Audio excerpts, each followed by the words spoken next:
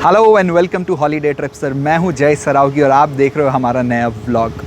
पिछले कुछ व्लॉग्स में हमने आपको एक के बाद एक जानकारी दी, जहां पे हमने गोवा की बात की, हमने दार्जिलिंग की बात की, हमने हिमाचल, शिमला, मनाली की बात की कि कैसे अब एक एक करके सारे स्टेट्स ट्रैवल रेस्ट्रिक्शंस हटाते जा रहे हैं। लॉकडाउन का समय ख़त्म हो गया है। आप देख सकते हो कि मैं भी बाहर हूँ, नेचर का मज़ा ले रहा हूँ। अनलॉक की प्रक्रिया चालू है। अब हम पहुँच चुके हैं अनलॉक 5 की ओर। अनलॉक 5 में क्या क्या है नया और कौन कौन से नए स्टेट्स हैं जो वाकई में अब ट्रैवल रेस्ट्रिक्शंस हटा के टूरिस्ट को ज़्यादा से ज़्यादा अट्रैक्ट करना चाहते हैं, उसी के बारे में हम आपको इस व्लॉग में बताएंगे। अगर आप ये व्लॉग देख रहे हो और पहली बार मेरे इस चैनल पे आए हो तो मैं आपसे रिक्वेस्ट करूंगा that please subscribe to my channel, because अगर आपको है ट्रैवल से प्यार, घूमने में आता है मज़ा, तो ये चैनल है सिर्फ आपके लिए।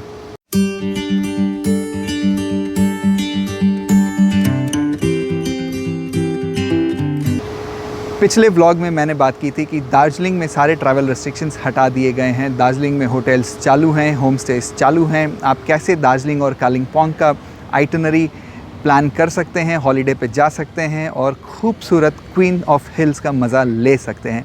लेकिन कई लोगों ने मुझसे पूछा कि क्या सिक्किम खुल गया है, सिक्किम कब खुलेगा। सिक्किम को लेके लोगों में काफ़ी उत्सुकता है, क्योंकि दार्जिलिंग की आइटनरी एक तौर से अधूरी रहती है अगर साथ में सिक्किम क्लब ना हो तो आज के इस व्लॉग में मैं बात करूंगा सिक्किम में ट्रैवल रेस्ट्रिक्शंस हटाए जाने के बारे में।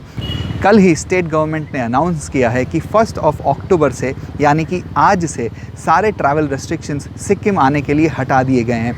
अभी स्टेट गवर्नमेंट की एक नई गाइडलाइन जारी की गई है, जिसमें कि काफ़ी इन्फॉर्मेशन है ट्रैवल रेस्ट्रिक्शंस हटाए जाने के बारे में। हम सब ये जानना चाहते हैं कि वो गाइडलाइन क्या है।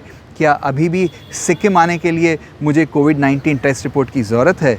क्या मैं सिक्किम आऊँ अगर, तो मुझे क्वारंटीन तो नहीं होना पड़ेगा? हम सब इस चीज़ों को लेके घबराए हुए हैं। इससे पहले अगर आप सिक्किम आ रहे थे तो सिक्किम में 2 चेक पॉइंट्स अपॉइंट किए गए थे, जहाँ की आपका हेल्थ सर्टिफिकेट चेक किया जाता था। आपसे पूछा जाता था कि आपने कोविड-19 नेगेटिव रिपोर्ट साथ में लिया है कि नहीं, और थोड़ी बहुत क्वारंटीन रेगुलेशंस भी थी। लेकिन अब 1 अक्टूबर से सारे ट्रैवल रेस्ट्रिक्शंस सिक्किम गवर्नमेंट ने हटा दिए हैं। ये बहुत बड़ा कदम है टूरिज़्म को रिवाइव करने के लिए। अब अगर आप सिक्किम आते हो तो आपको कोई मेडिकल रिपोर्ट या कोविड-19 टेस्ट रिपोर्ट या RT-PCR नेगेटिव रिपोर्ट लाने की ज़रूरत नहीं है। ये बहुत बड़ी खुशखबरी है। और सिक्किम आने के लिए अब आपको क्वारंटीन से भी नहीं घबराना पड़ेगा, क्योंकि क्वारंटीन की रिक्वायरमेंट भी हटा दी गई है। चाहे आप सिक्किम में रहते हैं, सिक्किम से बाहर जाके वापस इंटर स्टेट ट्रैवल करके लौट रहे थे, तो आपके मन में ये दुविधा रहती थी। और उसके अलावा भारत के अन्य राज्यों से सिक्किम आने वाले टूरिस्टों के लिए भी ये बहुत बड़ी खुशखबरी है, क्योंकि अब आप दार्जिलिंग के साथ सिक्किम अपनी आइटनरी में ऐड कर सकते हो। 10 अक्टूबर से सारे होटल्स और होम स्टेज को बिज़नेस ऑपरेशन रिज्यूम करने की परमिशन भी सिक्किम गवर्नमेंट ने दे दी है। आपके मन में अगर अभी भी ये दुविधा है कि क्या मेरा घर से बाहर निकलना, किसी होटल में जाके रुकना, हॉलीडे पे जाना, फैमिली के साथ बाहर आउटिंग पे निकलना, क्या ये सेफ़ है? हम सब अभी भी पैंडमिक में हैं और कोविड-19 वायरस अभी भी एक्टिव है।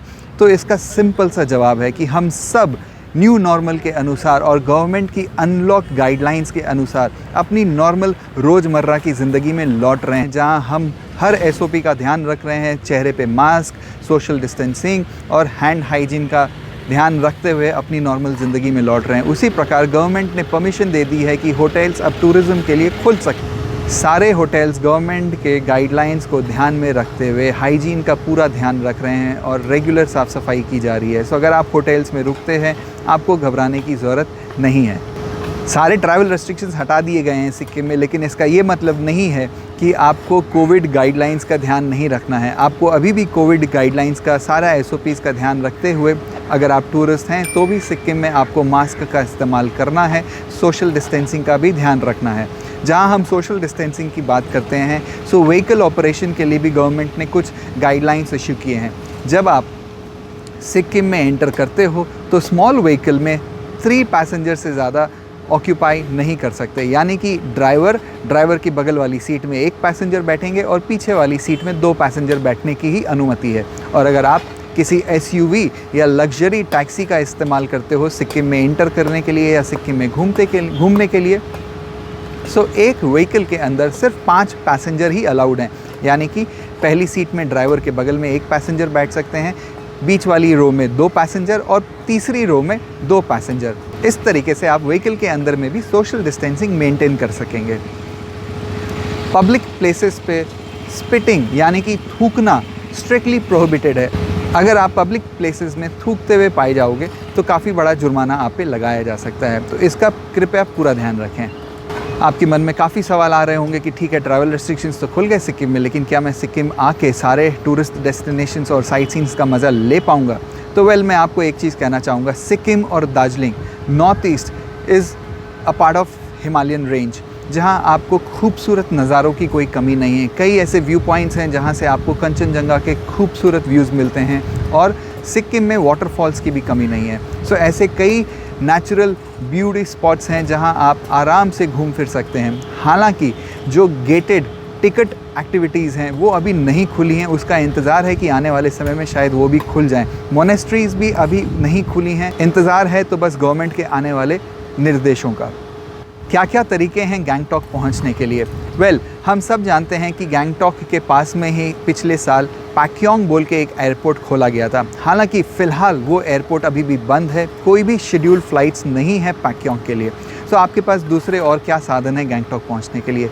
बागडोगरा एयरपोर्ट फंक्शनल है। आप बागडोगरा एयरपोर्ट के लिए कोई भी फ़्लाइट, किसी भी बड़े मेजर सिटी से फ़्लाइट लेके बागडोगरा एयरपोर्ट पहुंच सकते हो, और बाय कार आप बागडोगरा से गैंगटॉक सिर्फ 3 घंटे में पहुंच जाओगे। आप गैंगटॉक जाने के लिए प्राइवेट टैक्सीज़ भी कर सकते हो, या फिर शेयर टैक्सी का भी प्रावधान अवेलेबल है। अगर आप गैंगटॉक में 2 या 3 रात के लिए रुकते हैं तो आपके पास करने को बहुत कुछ है। मैं रेकमेंड करूंगा कि एमजी रोड में शॉपिंग का लुत्फ़ उठाइए, वहाँ के लोकल रेस्टोरेंट्स एंड कैफ़ेटेरियाज़ में खाइए पीजिए, मौज करिए। काफ़ी व्यू पॉइंट्स हैं जहां आप डेफिनेटली जाके कंचनजंगा के खूबसूरत नज़ारों का लुत्फ़ उठा सकते हो, और गैंगटॉक के आसपास में ही काफ़ी वाटरफॉल्स हैं। मानसून का वक्त अभी ख़त्म ही हुआ है, तो आपको वाटरफॉल में काफ़ी पानी देखने को मिलेगा। मैं एक और बात आपको बता दूं, सिक्किम में कुछ चीज़ें हैं जो अभी भी टूरिज़्म के लिए नहीं खुली हैं, जैसे कि नॉर्थ सिक्किम अभी नहीं खुला है। अगर आप लाचुंग, लाचेन, युक्सम जाना चाहते हैं तो परमिट अभी नहीं मिल रहे हैं। आप जब गैंगटॉक आओगे तो गैंगटॉक से एक बहुत ही पॉपुलर 1 डे आइटनरी है, 1 डे टूर है, जो कि नाथुला पास और छांगू लेक है। नाथुला पास के परमिट्स भी अभी इश्यू नहीं हो रहे हैं। सो इन चीज़ों का आप ज़रूर से ध्यान रखें, क्योंकि मैं नहीं चाहता कि आप गैंगटॉक पहुंचकर निराश हो जाएं कि अरे मैंने तो ये सारी चीज़ें अभी नहीं की। गैंगटॉक में नेचुरल ब्यूटी की कमी नहीं है। पहाड़ों और वैलीज़ का लुत्फ़ उठाइए, ठंडे मौसम का मज़ा लीजिए, गरम गरम चाय की चुस्कियाँ या हॉट कॉफ़ी एंजॉय करिए।